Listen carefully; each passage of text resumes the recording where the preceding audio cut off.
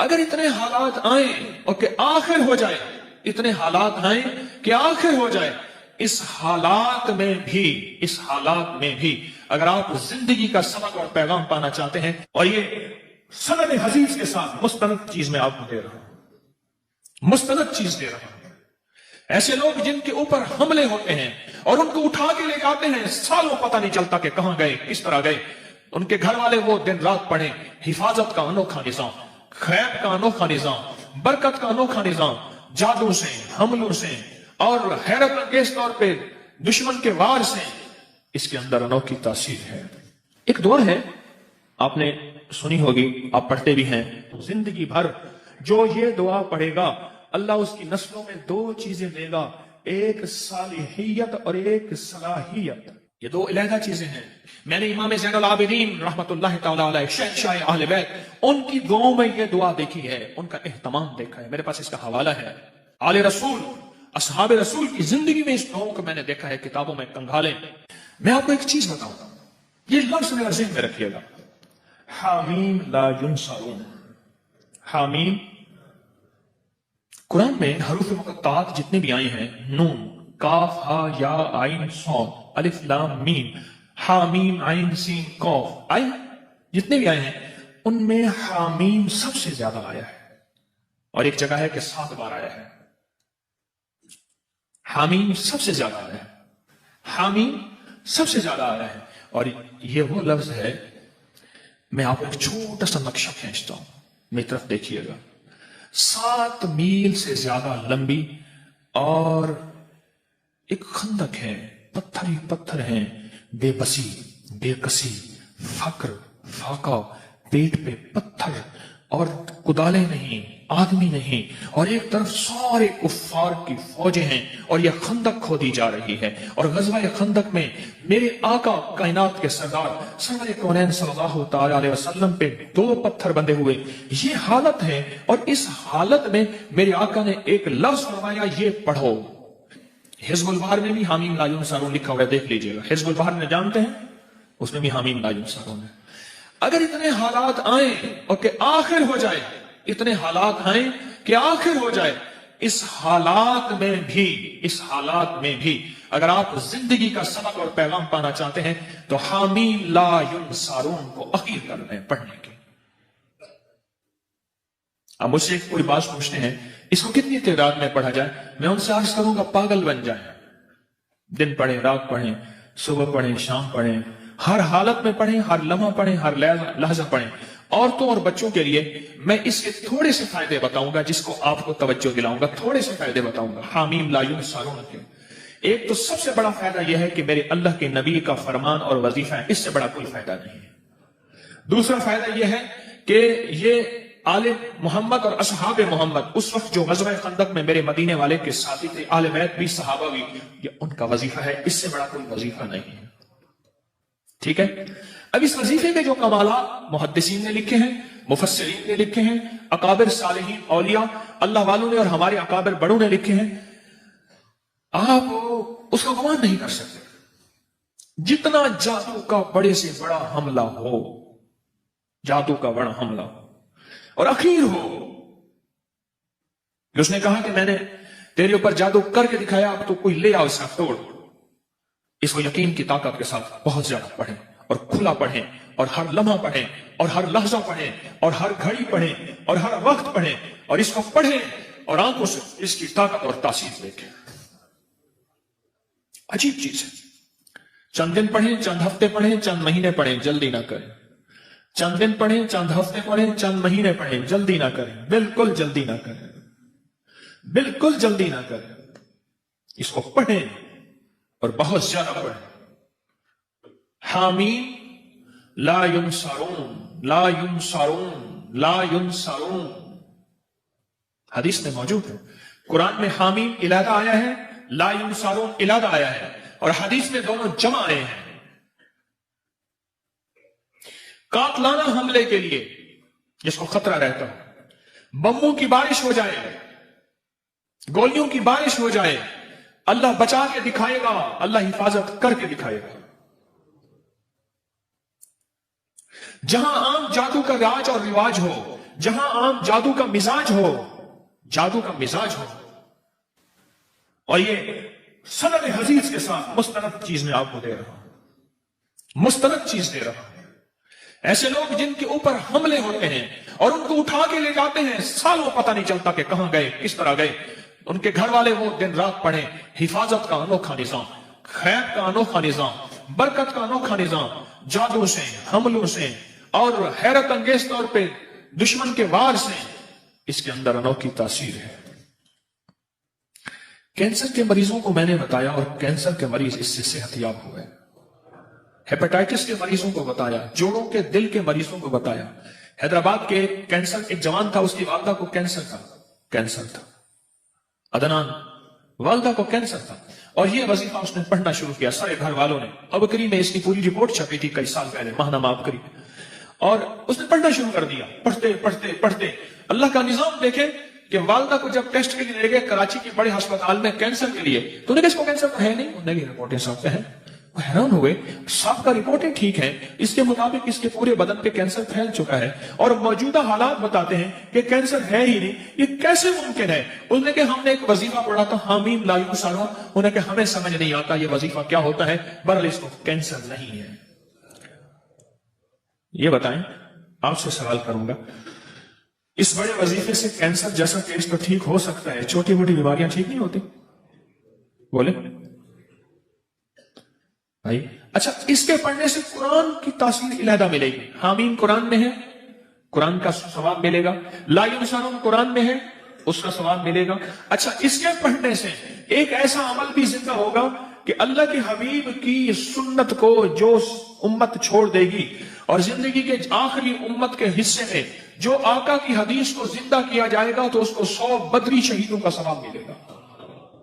سنیے روایت، جو مردہ سنت کو زندہ کرے گا اسے کتنی ثواب ملے گا؟ 100 شہیدوں کا ثواب ملے گا، اور ایک روایت میں ہے بدری شہیدوں کا ثواب ملے گا۔ یہ غزوہ خندق کی سنت ہے، جہاں خندق کھودنا سنت، مشقت کرنا سنت، جہاں اور سنتیں وہاں یہ عمل پڑھنا بھی سنت ہے۔ آج اب یاد رکھنا، مسلمانوں کے لیے اس وقت ہر طرف خندق ہی خندق ہے، آزمائش کی، ابتلا کی، دجالی فتنوں کی، خندق ہی خندق ہے۔ میری بات کو گہرائی سے سمجھ لینا، خندق ہی خندق ہے، اس کا حل حامیم لا ینصرون ہے۔ جہاں جادو کا زور ہو، جہاں جنات کے فتنے ہوں، وہاں یہ مسنون عمل جو صحابہ اہل بیت محمد آل محمد اصحاب محمد سے ثابت ہے، اور ان کی زندگیوں کا ورد ہے، اور ان کی زندگیوں کا وظیفہ ہے، اور ان کی زندگیوں کا ساتھی ہے، اور انہوں نے غزوہ خندق بغیر لڑے اللہ نے فتح عطا فرما دی۔ کوئی مشکل وظیفہ ہے؟ ناممکن ہے؟ ایسا تو نہیں کہ جو آپ نہ کر سکیں۔ کوئٹہ میں گیا، بہت پرانی بات ہے، بہت پرانی بات ہے، میں جب وہاں گیا تو وہاں ایک صاحب تھے، اس کے 400 گارڈ تھے، ایک قبیلے کا سردار تھا، اس کے ارد گرد گارڈ، ہر وقت میری کوئی ملاقات ہو گئی، کسی کے حوالے سے ملاقات ہوئی، تو ملاقات میں نے کہا کہ آپ کے یہ گارڈ ہیں، آپ تھک نہیں جاتے؟ کہنے کی زندگی یہی ہے، کیا کروں، اکتا چاہتا ہوں۔ میں نے کہا اگر میں آپ کو ایک چیز بتاؤں، کیا؟ میں نے کہا حامیم لا ینصرون، سارا دن پڑھا کریں، کھلا۔ کہنے لگے مجھے لکھ دیں۔ میں نے ایک دوست سے کہا، اس کو لکھ دیا۔ مجھے پتا چلا کہ وہ طبعی موت مرا، جبکہ اس کا باپ اس سے زیادہ طاقتور، پاورفل تھا، وہ بموں اور گولیوں کی موت مرا، اور وہ عام موت اپنی پوری زندگی گزار کے مرا۔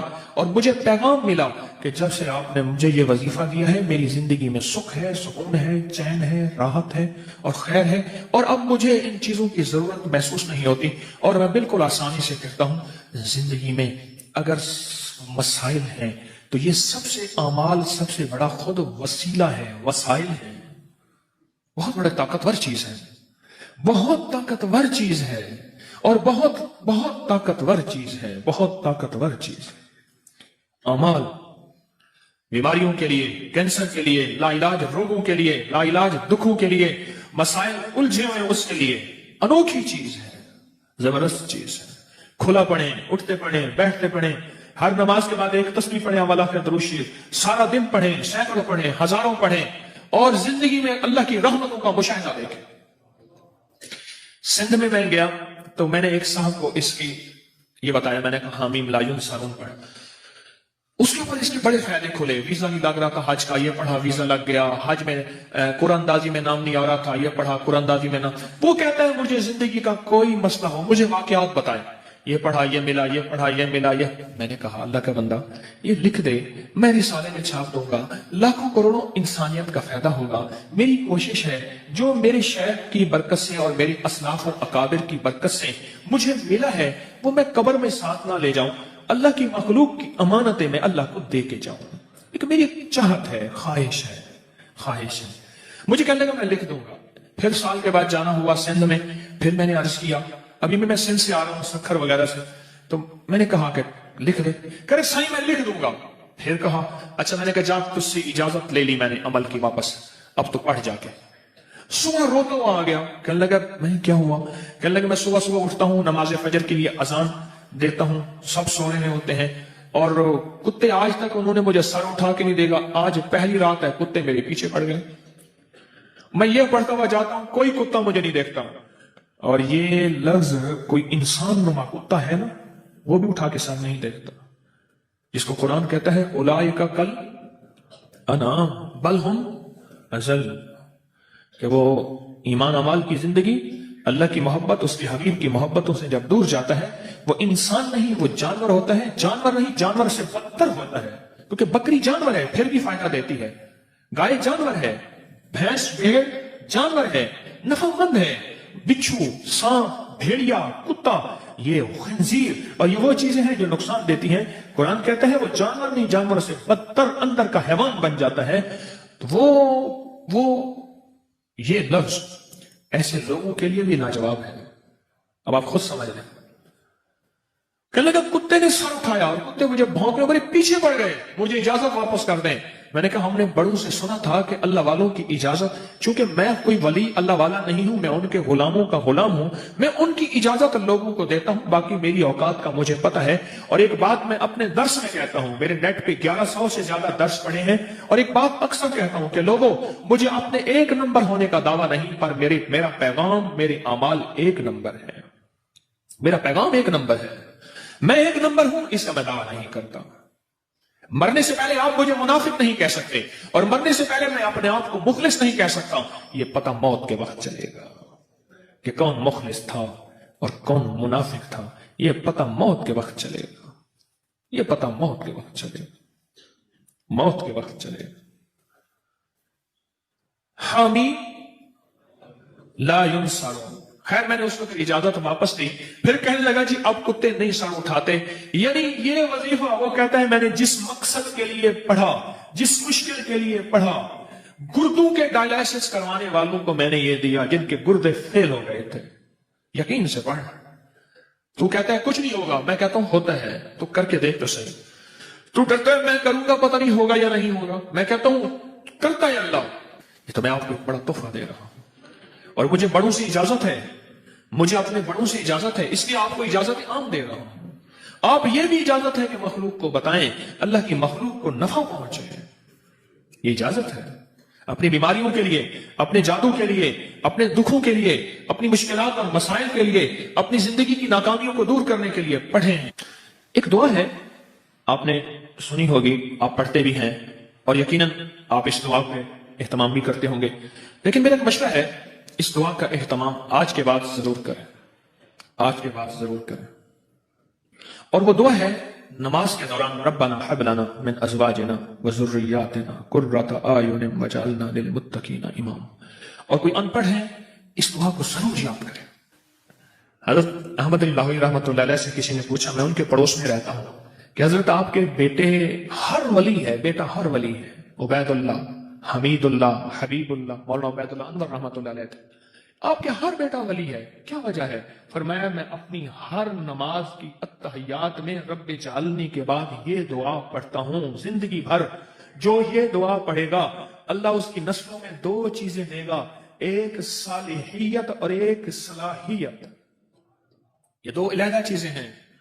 میں نے امام زین العابدین رحمت اللہ تعالی علیہ شہنشاہ اہل بیت ان کی دعاؤں میں یہ دعا دیکھی ہے، ان کا اہتمام دیکھا ہے، میرے پاس اس کا حوالہ ہے۔ آل رسول، اصحاب رسول کی زندگی میں اس دعاؤں کو میں نے دیکھا ہے، کتابوں میں کنگھالیں، اور اللہ کے حبیب صلی اللہ تعالی وسلم کی سچی روایت میں یہ دعا موجود ہے، قرآنی آیت ہے لیکن دعاؤں میں اس کا حصہ ہے۔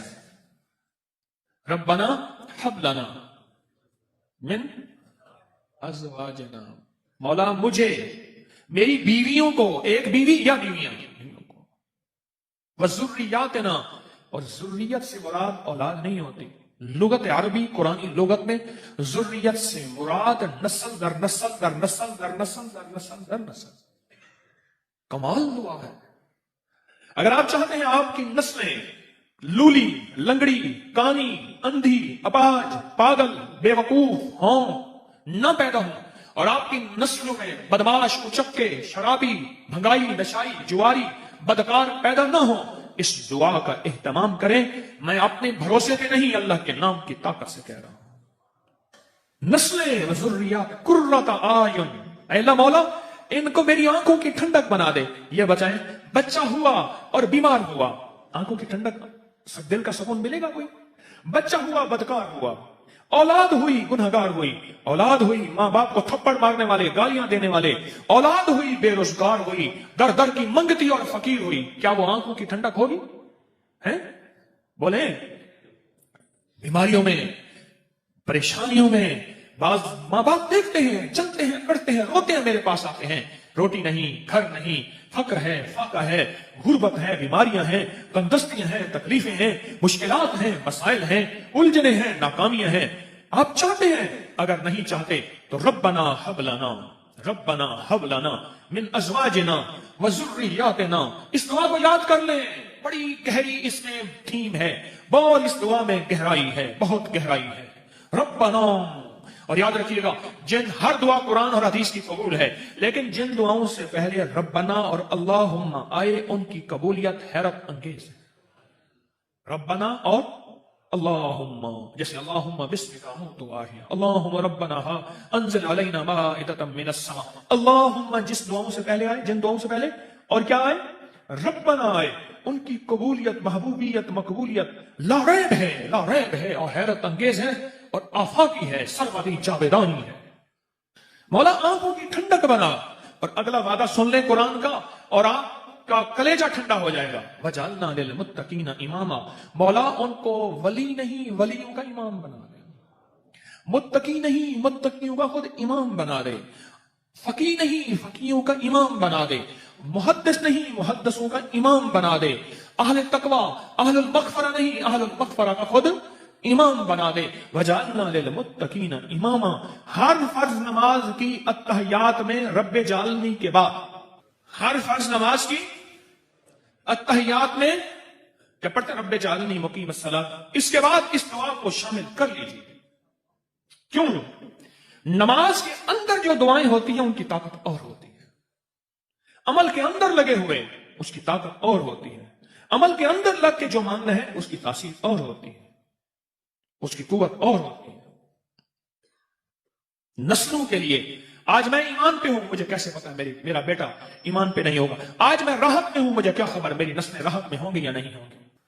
غلاموں کی ٹھنڈک بنا، صالحیت اور صلاحیت دے، نیک تو ہے لیکن ہے بے وقوف، عقل مند تو ہے لیکن ہے بدماش، نہ مولا دونوں چیزیں عطا فرما، صالحیت نیکی اور صلاحیت، سمجھ گئے؟ ربنا، سارے پڑھیں میرے ساتھ، ربنا حب لنا من ازواجنا